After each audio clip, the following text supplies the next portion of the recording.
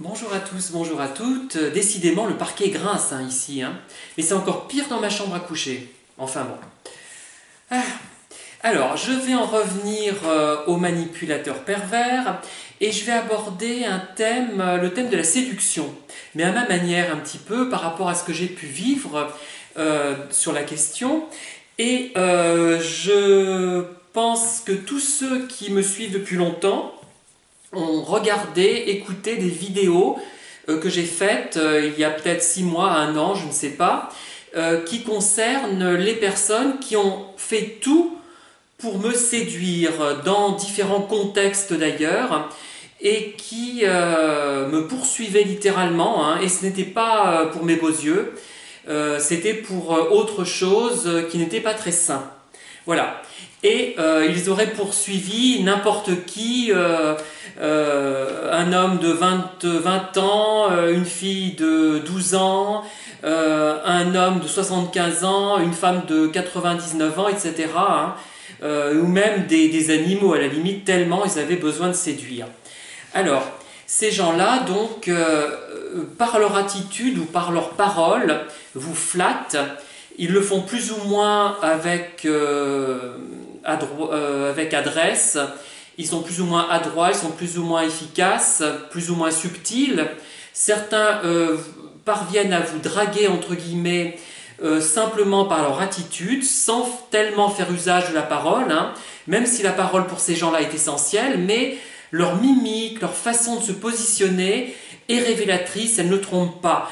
On se dit, tiens, celui-là ou celle-là, elle veut me séduire, pourquoi on ne sait pas, c'est ça. La question n'est pas le doute ne tient pas au fait qu'elles veulent nous séduire, ça on le sait de façon instinctive, on le sait par le biais de l'expérience, et on en est certain, je peux vous l'assurer, je ne me suis jamais trompé. Par contre, là où je me suis souvent trompé, c'est le pourquoi.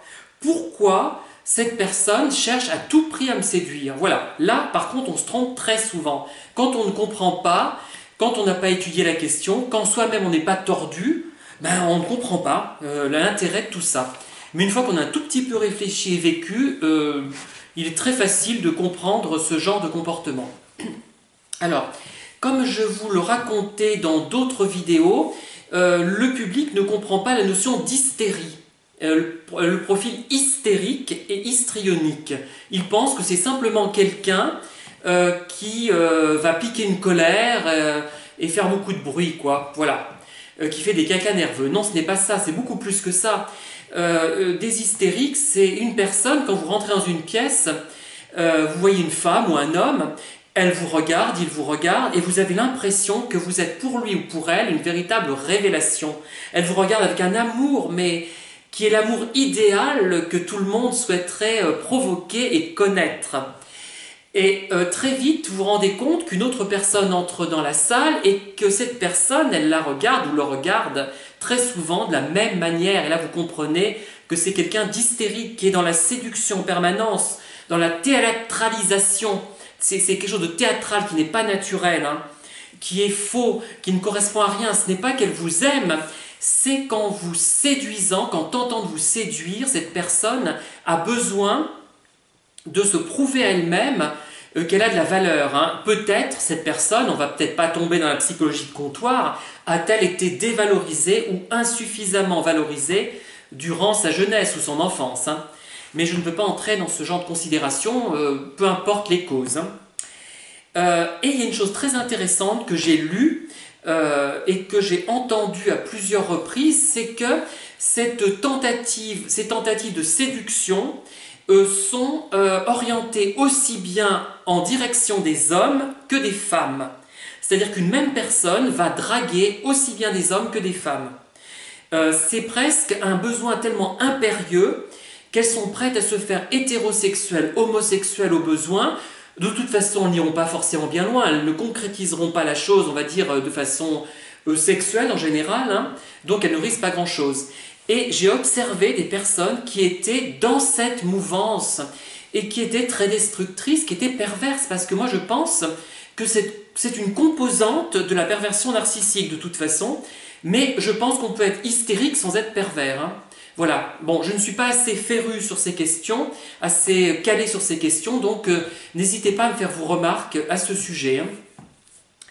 Et ce sont des gens qui en fait ont besoin de se prouver qu'ils sont valables, qu'ils sont intéressants, ils ont une mauvaise image d'eux-mêmes, ces gens-là, et c'est une manière aussi de dominer les autres. Là on y est, vous voyez, on est dans la manipulation, c'est quand même lié à la manipulation, hein, tout ça. Je pense que c'est à la fois pour se valoriser et pour manipuler, et avoir une cour de gens qui sont séduits, qui vous aiment, qui vous apprécient, et que vous n'appréciez pas, c'est important pour eux.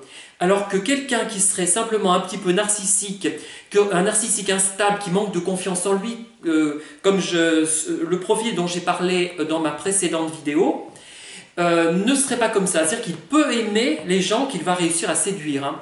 C'est pas pareil, même si, enfin à mon avis. Hein. Après, la psycho n'est pas une science exacte et je peux exprimer des choses qui ne sont pas exactement la réalité.